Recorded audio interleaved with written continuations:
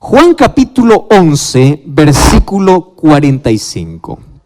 Vamos a leer ahí el texto. Juan 11, 45. Dice así la palabra de Dios. 11, 45. Dice, muchos de entre los judíos que habían ido a visitar a María, viendo lo que Jesús hizo, ¿qué cosa sucedió? Creyeron en él. Vamos a leer una vez más el texto. ¿Está bien? Una vez más. Dice así: muchos de los judíos que habían ido a visitar a María, viendo lo que Jesús hizo, ¿qué cosa dice la Biblia? No escuché. ¿Qué cosa dice? Muy bien. La pregunta es, ¿por qué no todos? ¿Y saben qué cosa es triste ver este final de historia? Yo no sé cuántos finales ustedes esperaron que sean lindos y no tiene un final que ustedes esperan. Miren, todo está preparado para que el final pueda ser feliz. ¿Y el final fue feliz o no? Claro, hubo resurrección, acabó con el dolor, acabó con las preguntas, porque toda la gente se preguntaba por qué Jesús no llegó, dónde estaba Jesús cuando más lo necesitaba, por qué llegó tarde, por qué ahora. Todas esas interrogantes acabaron. Solo que el final de la historia me hubiese gustado que fuese así. Y después que vieron a Jesús hacer el milagro, me hubiese gustado que la Biblia, que allí dijera, todos creyeron en él. Me hubiese gustado. Pero no dice así. Voy a hacer una pregunta. ¿Cuántos vieron el milagro? Todos. Repitan eso. ¿Cuántos vieron el milagro? No escuché. ¿Cuántos vieron el milagro? Todos. ¿Cuántos creyeron? ¿Por qué no todos? ¿Qué sucedió con aquella gente que no creyó? Vamos a leer el versículo 53. Versículo 53. Dice así: desde aquel día resolvieron o decidieron matarlo. ¿A quién? A Jesús. ¿Quiénes decidieron matar a Jesús? Los que no creyeron. Porque aquellos que vieron el milagro y creyeron en Jesús, lo aceptaron como su libertador, lo aceptaron como el Mesías, lo aceptaron como el Hijo de Dios. Pero aquellos que no creyeron, decidieron matarlo. Tú ya sabes hacia dónde estoy yendo, ¿verdad? El asunto aquí es, ¿crees o no crees? Porque no hay nadie que dice, pastor, yo estoy en medio, a veces creo, a veces no creo. No, es simple. Aquellos que no creen forman parte del otro grupo que toman la decisión de matarlo. Claro, hoy voy a hablar de otras expresiones, pero en la historia bíblica el grupo estaba dividido. Y una de las cosas que a mí realmente me deja con ese sabor agrio, con ese sabor amargo, es que Dios crea todas las condiciones para que el ser humano se salve y aún así Él decide perderse. El ser humano. Dios hace milagros, te da vida, te da familia, te da trabajo, te restaura, te ofrece perdón, te ofrece salvación, extiende su mano, te dice yo quiero salir y tú dices no, yo quiero alcohol, yo quiero droga, yo quiero placer, yo quiero autodestrucción, yo quiero amargura, yo quiero fracaso, yo quiero dolor.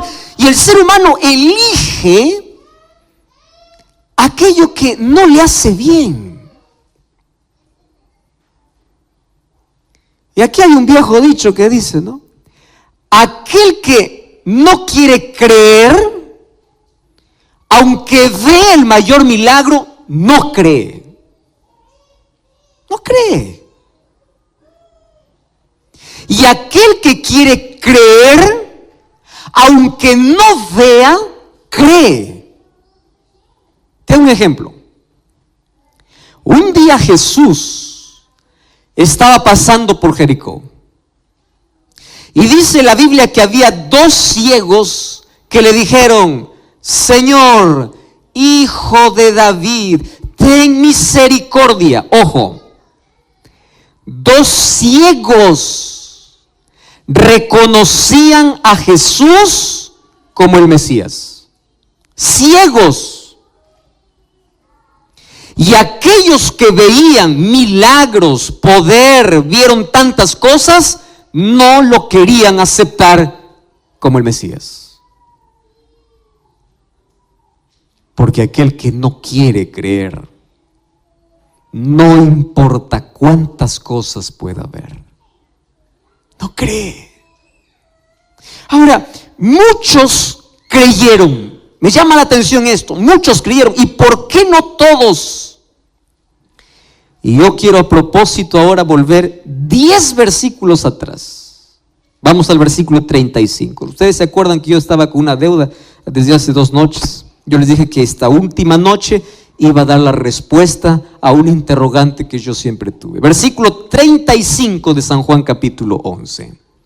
Juan capítulo 11, versículo 35. Hemos leído el 45 primero, ahora el 35. Dice así, es uno de los textos más cortos de la Biblia. Tanto así que algunos ni siquiera necesitan allí leer. ¿Qué cosa dice el texto? Jesús lloró. Muy bien, hoy voy a dar la respuesta entonces. ¿Por qué lloró Jesús? ¿No crees que Jesús lloró? Porque ahí estaba Lázaro muerto, estaba detrás de una piedra, estaba con el cuerpo descompuesto. ¿Por qué iba a llorar si sabía que lo iba a resucitar? Tú no lloras cuando sabes que hay solución. Las lágrimas del ser humano es la muestra o de una emoción fuerte, o de una desesperación, o de una angustia que el ser humano enfrenta al ver que todo acabó. Al ver que es impotente, al ver que no puede. Y el ser humano desahoga y llora. Y ahora dice, Jesús lloró, solo que no nos explica el por qué. Y el evangelista empieza a avanzar con la historia. Ahí Juan continúa escribiendo su libro y dice, Jesús lloró, punto. Y de allí continúa con la historia. De ahí le dice, quita la piedra. De ahí le dice, Lázaro, sal. Y de allí continúa con la historia. Y termina allí diciendo, entonces muchos creyeron, pero otros decidieron matarlo. Ahora tiene explicación y respuesta las lágrimas de Jesús. ¿Por qué lloró? Porque él hizo todo, escúchame esta palabra, todo, para que la gente pueda creer. Lo mismo hoy. Jesús hizo todo para que tú puedas salvarte, todo. Pero la gente no quiere creer. Si hay algo que lastima tanto el corazón de Jesús, es la indiferencia, la soberbia, la terquedad, la rebeldía. Tú ya escuchaste acerca de un amor no correspondido. ¿Qué es un amor no correspondido? Donde una persona hace todo, absolutamente todo, y hasta lo imposible para que la otra persona también responda a ese amor, pero no responde. Hiere. ¿Y tú sabes cuál es el amor menos correspondido en este planeta? Es el amor de Dios para el hombre y la respuesta del hombre para Dios. Hace todo, pero algunos creen y otros lo condenan. La pregunta es, ¿qué hace que una persona crea y otro le condene? ¿Qué hace que pueda existir esos dos grupos? La respuesta es obvia. Hoy voy a hablar acerca de cómo algunas personas tienen el corazón endurecido. Y cuando yo hablo de corazón, no estoy hablando de aquel órgano que late y que bombea sangre, no. La Biblia, cuando habla de corazón, está hablando de conocimiento, de inteligencia, del cerebro, está hablando del asiento de nuestras elecciones, de nuestras motivaciones, está hablando de nuestra mente específicamente. Ahora la pregunta es, pastor, ¿el ser humano puede cerrar su mente a la influencia del Espíritu de Dios? Puede. Y cuando la mente se cierra el ser humano y no da lugar, por más que Jesús llame, por más que levante la voz, por más que haga milagros, por más que haga lo que haga, el corazón se endureció. Solo que para tener el corazón duro, no creas que el ser humano nace con un corazón duro. El endurecimiento del corazón es un proceso en la vida, donde el ser humano va perdiendo la sensibilidad. Vamos a imaginar que un día va para el campo para ayudar a la familia y el padre le da un machete, ¿no? El instrumento para cortar, o le da una pala, una palana para poder trabajar en el campo. Cuando él agarra ese machete o agarra esa pala, va para trabajar. Cuando empieza a trabajar unos 10 minutos, en la mano va a ocurrir algo. Primero va a causar dolor, porque la mano, ¿qué cosa es? Sensible. Y cuando él continúa trabajando, aquí en la mano va a surgir una ampolla. Y si él continúa trabajando, esa ampolla va a reventar.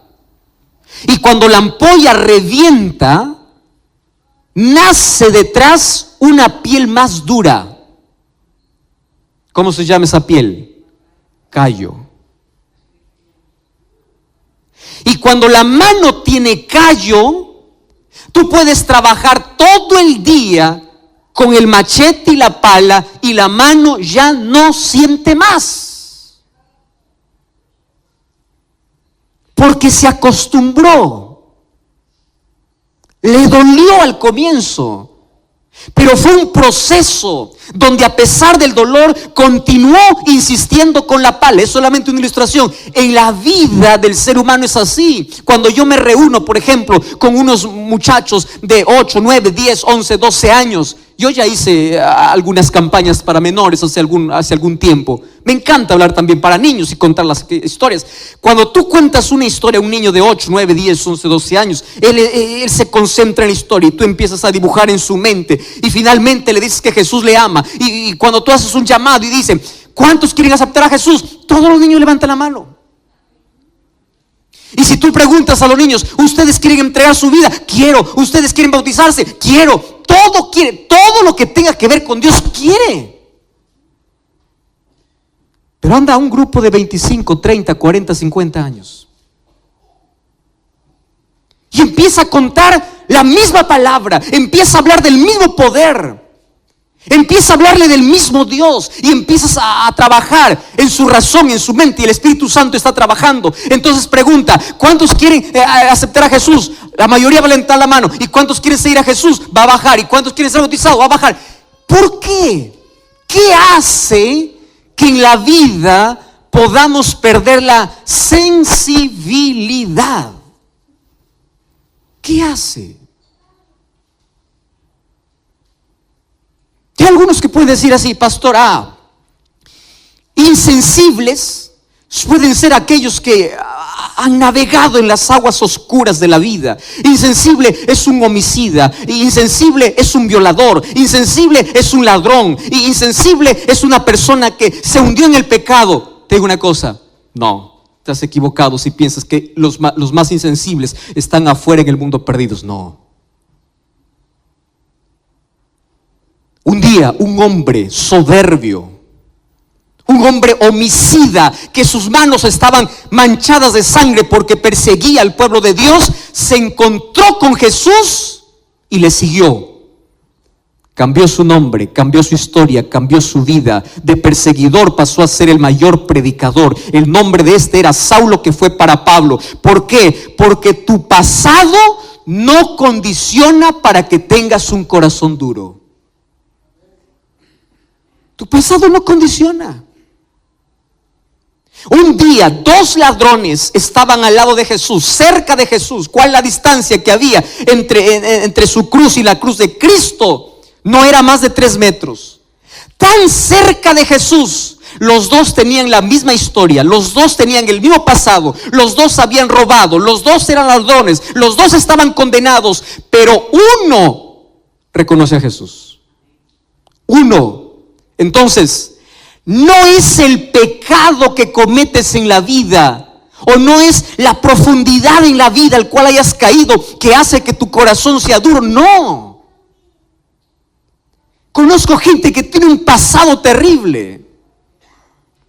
Personas que ya hicieron cosas innombrables en la vida, que Dios los puede transformar, Dios los puede restaurar, porque cuando ven la presencia de Dios, la majestuosidad, la gloria de Dios, ellos se rinden ante Dios. Entonces, pastor, ¿quiénes son los duros? Ahora sí te voy a hablar algo un poquito fuerte.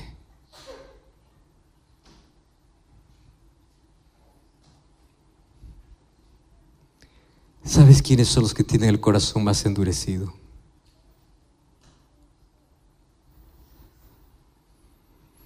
Aquellos que parecen más buenos en esta vida. Incluso aquellos que van a la iglesia. ¿Tú sabes quiénes eran los judíos? Conocían de Dios, practicaban ritos, se apegaban a la ley, pensando que la ley los podría salvar.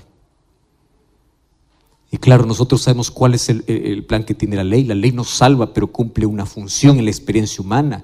El resultado de nuestro amor a Dios es guardar su ley. Nosotros no guardamos la ley de Dios para salvarnos, sino guardamos la ley de Dios porque somos salvos por Él. Porque el resultado de la gracia transformadora de Dios en tu vida es la obediencia natural.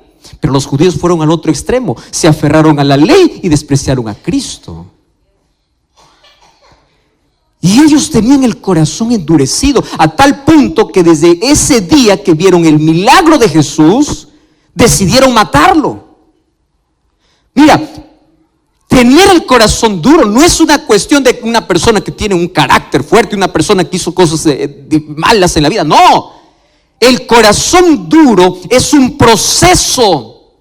Y aquí voy con la primera característica de aquel que tiene el corazón duro. Escúchame con atención. Corazón duro es aquel que está familiarizado con la voz de Dios, pero no obedece la voz de Dios. Voy a repetir esto. ¿Está bien?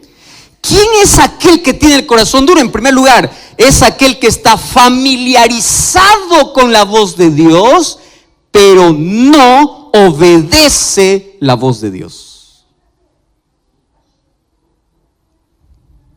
Y yo aquí estoy hablando para alguien que conoce tanto de Dios, creció en un hogar cristiano, su familia es cristiana, conoce de la Biblia, para una persona que tiene todos los principios en la mente, para una persona que tiene conciencia de Dios, para una persona que conoce tanto para salvarse, pero no se rinde. Y sabes que esa persona puede llegar a endurecer su corazón.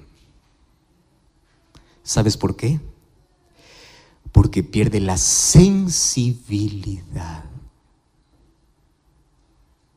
La primera vez que escucha dice: pastor, me encanta, quiero entregar mi vida a Dios, pero todavía no, la próxima vez, ahora no, después, y va jugando con la voz de Dios, hasta que un día escucha lo mismo, el Espíritu Santo sigue trabajando, pero ya no siente más. ¿Quieres para hacerte un ejemplo? Vamos a la Biblia. Éxodo. Queridos, vamos a Éxodo capítulo 10. ¿Sabes que el libro de Éxodo habla sobre la historia de un hombre que endureció su corazón? Y ahora te voy a explicar por qué a veces la Biblia o aquí en el libro de Éxodo dice que Dios endureció el corazón. ¿Fue Dios que endureció o fue Él que se endureció? Vamos a Éxodo capítulo 10. Mira, ven. Cuenta la historia de uno de los gobernantes de aquel imperio que oprimió al pueblo de Israel o al pueblo de Dios. Fue Faraón. Tú conoces toda la historia, su rebeldía y todo. Pero me llama la atención 3 versículos. Éxodo 10, versículo 3. Mira lo que dice la Biblia. Éxodo 10, 3. Presentándose Moisés y Aarón delante de Faraón, le dijeron, escúchame lo que dice la Biblia. Así dice el Señor. ¿Qué cosa le dice el Señor? ¿Hasta cuándo? ¿Comprendes esta pregunta? ¿Hasta cuándo vas a rechazar de humillarte delante de Dios? Deja ir a mi pueblo para que me sirva. Pregunto, ¿Faraón escuchaba la voz de Dios? Escuchaba. Moisés y Aarón iban en el nombre de Dios. Y aquí Dios mismo le dice a Faraón, Faraón, dime, ¿hasta cuándo? Ya, vamos ahí, vamos un poquito más adelante. Versículo 16. Miren lo que dice. Entonces se apresuró Faraón en llamar a Moisés y a Aarón y les dijo, pequé contra el Señor vuestro Dios y contra vosotros. ¿Qué les parece este texto? Es lindo como para decir un amén, ¿verdad? Finalmente uno dice, amén, finalmente el faraón se arrepintió. Él está reconociendo que ha pecado contra Dios. Y viene el versículo 17. Ahora pues yo les pido que me perdonen por mi pecado esta vez y que ustedes oren al Señor vuestro Dios y quite de mí esta plaga. ¿No les parece un reconocimiento interesante? Sí, ¿verdad? Y pueden decir, wow, amén, aleluya, el faraón se arrepintió. Lee un poquito más abajo. Versículo 20. Y el Señor endureció el corazón de Faraón y no dejó ir a los hijos de Israel. Pastor, pero aquí dice que Dios lo hizo. Préstame atención acá. Esta es una de las discusiones para muchas personas. Dice, Dios lo endureció. No, espera un momento acá. El amor de Dios, la misericordia de Dios, la gracia de Dios, los milagros de Dios funcionan así. Voy a tomar la misma historia que hemos leído de Lázaro. ¿Quién hizo que algunos creyesen y otros no creyesen después de haber visto el milagro? ¿Eso fue decisión divina o decisión humana? Humana. Porque Dios te dio libertad. Ahora, ¿por qué dice aquí Dios endureció el corazón? Vamos allí por partes. El amor de Dios es como el fuego o es como el sol. Voy a tomar las dos ilustraciones.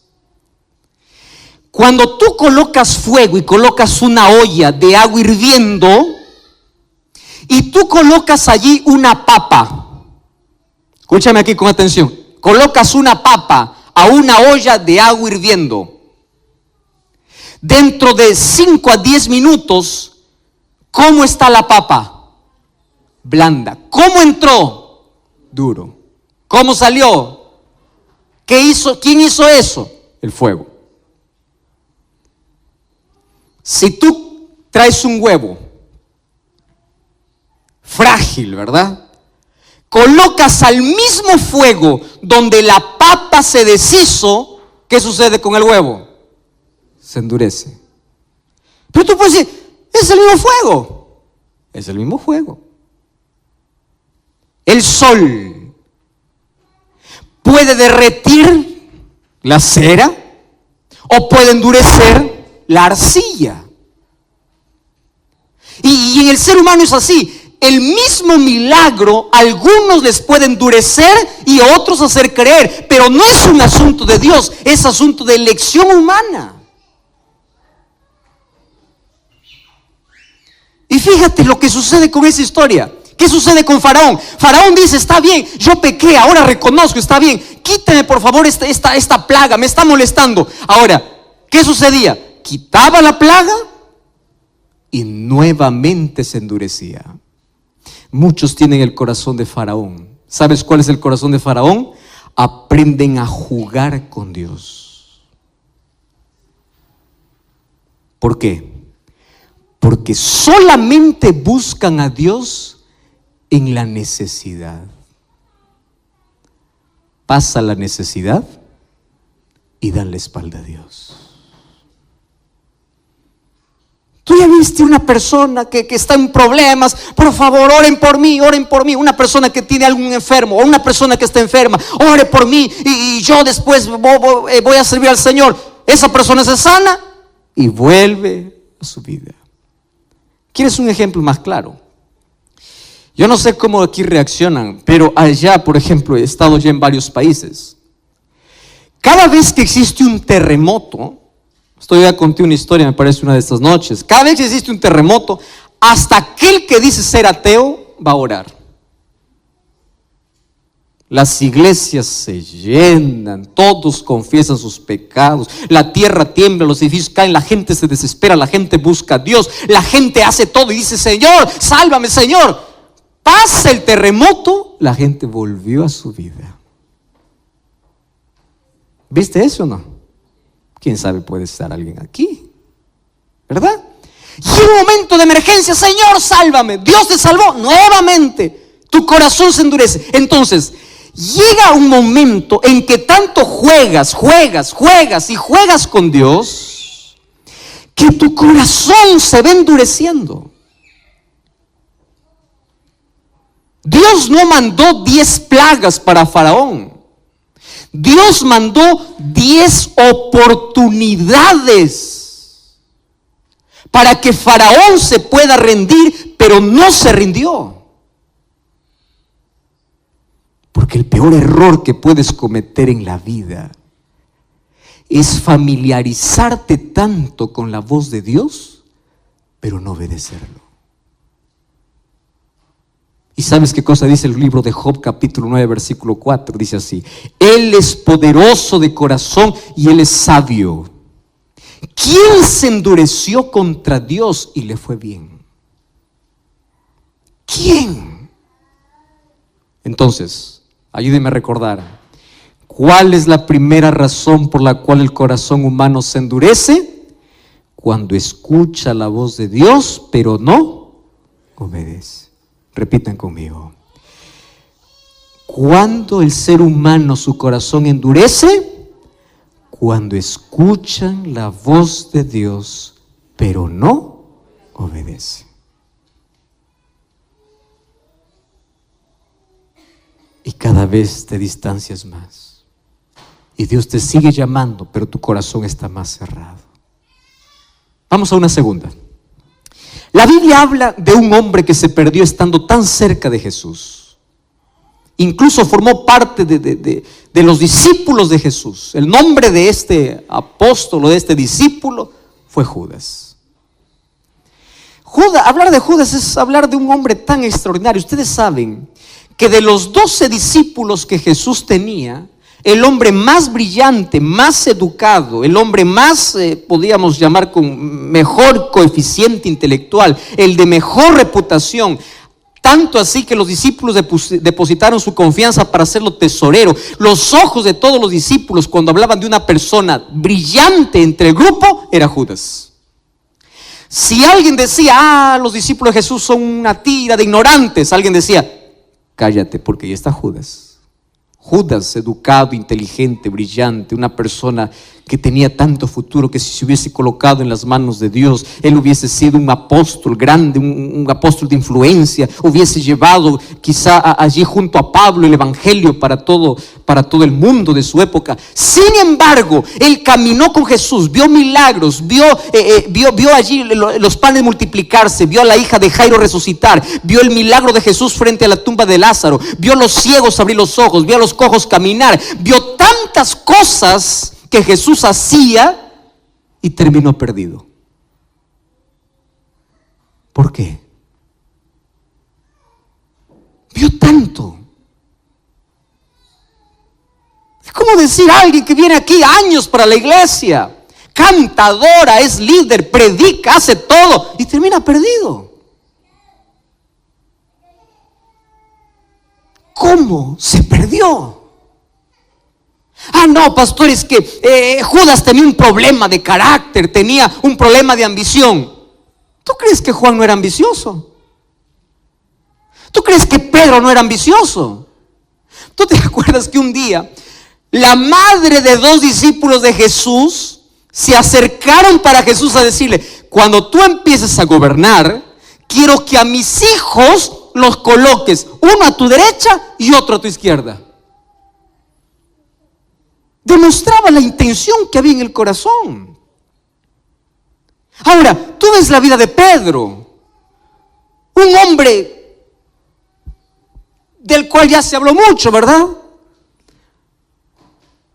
Cuando fue para la presencia de Jesús, era el que más interrumpía, el que más hablaba. No era solamente el que más hablaba, a veces hacía quedar mal. Era un hombre que no tenía control, no tenía dominio. ¿Tú crees que los discípulos de Jesús eran perfectos y Judas se perdió por imperfecto? No, todos eran imperfectos. Todos eran orgullosos, todos eran egoístas, todos eran ambiciosos. La pregunta es, si todos eran orgullosos, egoístas y ambiciosos, ¿por qué uno se perdió? Corazón. No te olvides esa palabra, corazón. Lo que te voy a decir ahora, yo quiero que lo grabes allí, lo escribas en tu mente. El pecado no es un problema para Dios, porque Dios te puede limpiar de todo pecado. Por eso Él dice: si tus pecados fueren como la grana, como la nieve, serán emblanquecidos. Pero ven, es decir, la mancha de egoísmo, de orgullo, de pecado en la experiencia humana no es un problema para Dios, porque por eso Jesús vino, para morir por nuestro pecado. El problema no es ser pecador. ¿Sabes cuál es el problema? Aferrarse al pecado. El problema es saber que tú tienes una herida y no quieres tomar la medicina.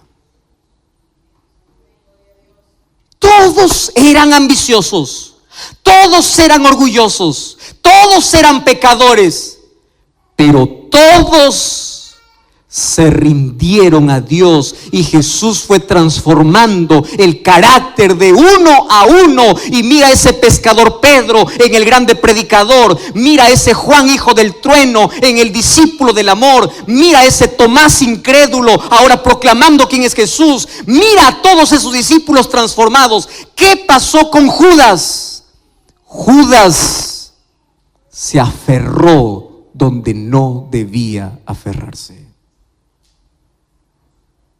Es decir, nunca se rindió.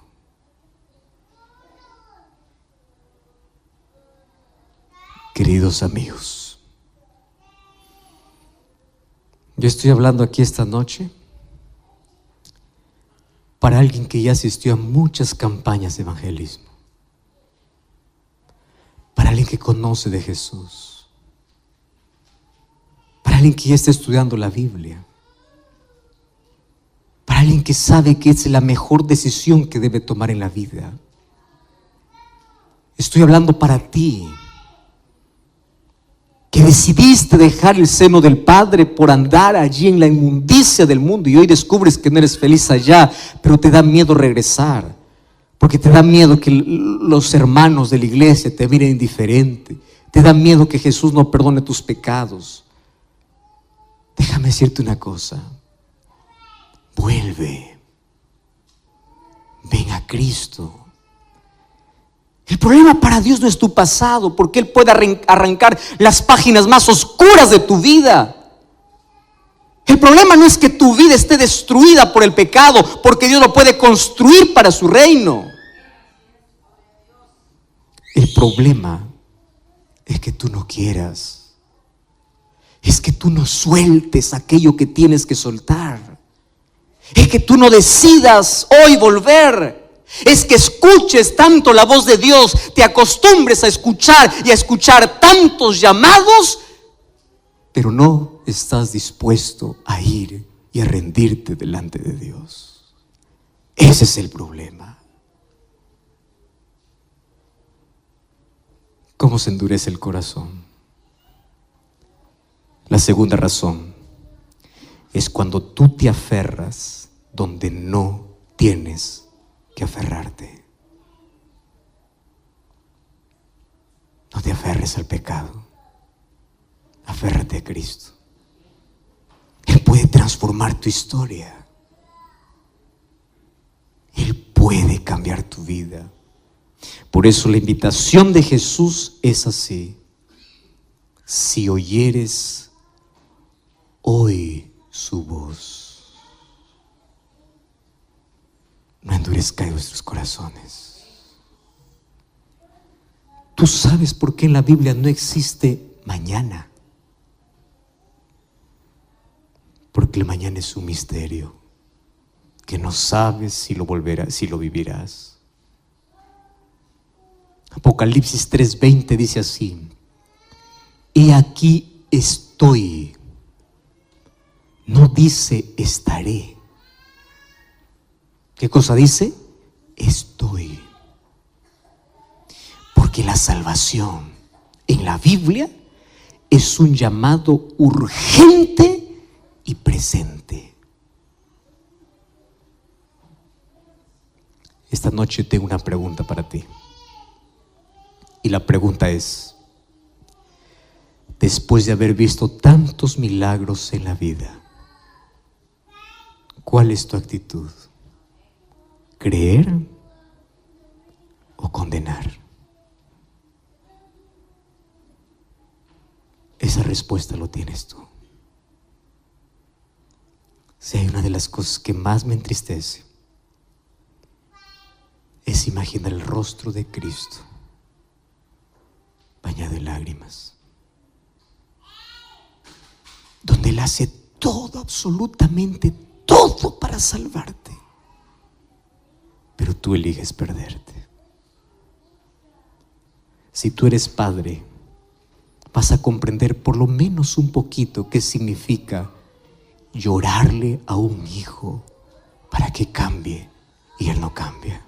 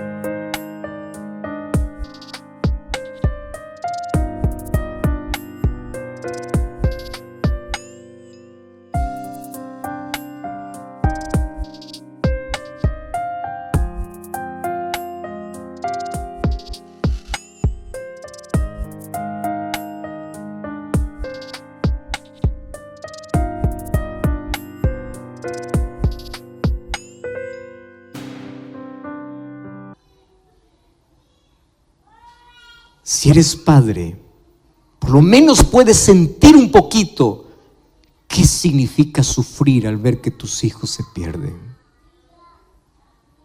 Pero es el mismo dolor que Dios siente por ti. Despreciamos la salvación por correr tras la destrucción. Elegimos no creer y terminamos condenando a Cristo. Por eso Juan 11:35 dice, Jesús lloró.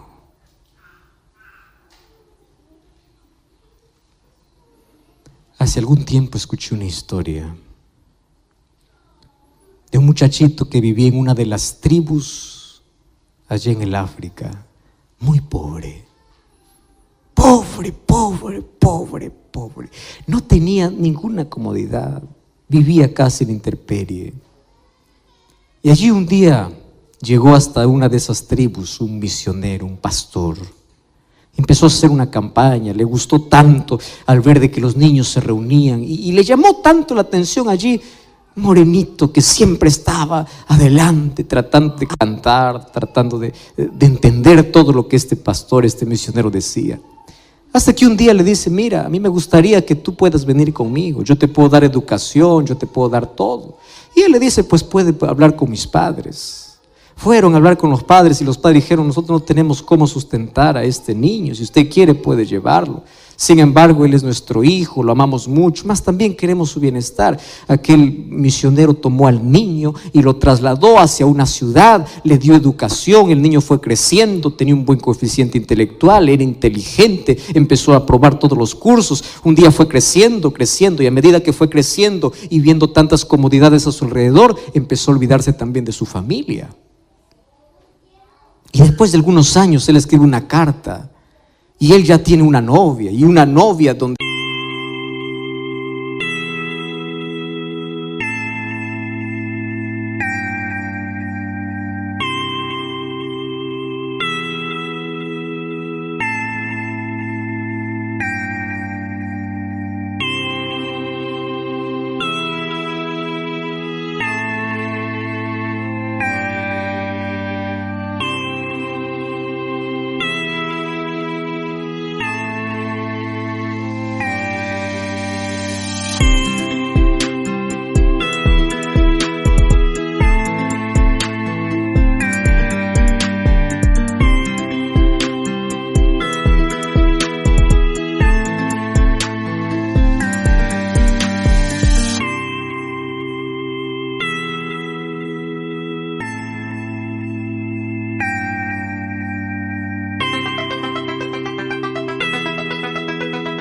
él había dicho, mira, yo vengo de mayores comodidades, donde él se avergonzaba en sí de su origen, y él hacía creer a todo el mundo de que él venía de una familia muy acomodada.